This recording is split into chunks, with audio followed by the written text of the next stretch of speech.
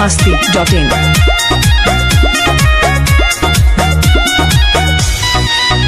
बानी सबसे झकास हम अपना क्लास में लड़का करेलो समार बैठे खाती पास में बाबू बानी सबसे झकास हम अपना क्लास में लड़का करेलो समार बैठे खाती पास में सभे करेला बड़ाई हम केने केने जाई केहू कहे अमर पाली केहू लुलिया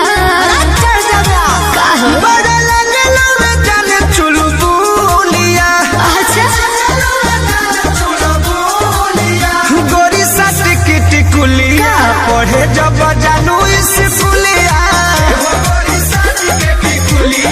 पढ़े जब जानू स्कूलिया अरे चुप रहो।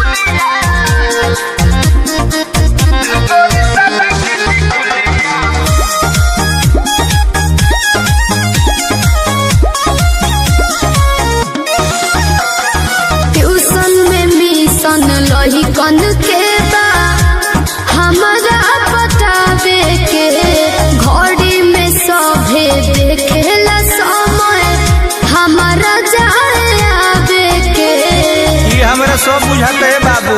तो का पूछता ए धन ओठ पर लगा के ओठल लिया तो चले लू हिरनी वाला चलिया ऐसा न बका चिझना हवे जान तू ममोलिया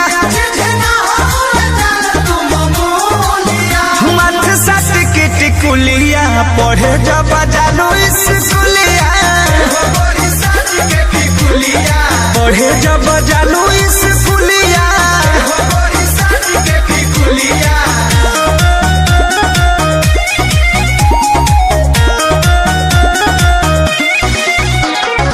music by Arya Sharma. biharmasti.in।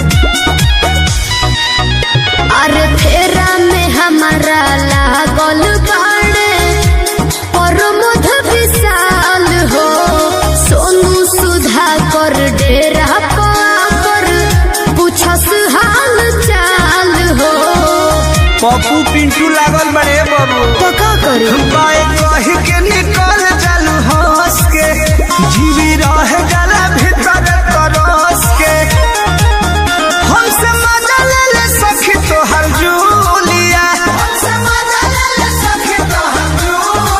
हे गोरी साट के टिकुलिया पढ़े जब जानू स्कूलिया पढ़े जब जानू स्कूलिया biharmasti.in।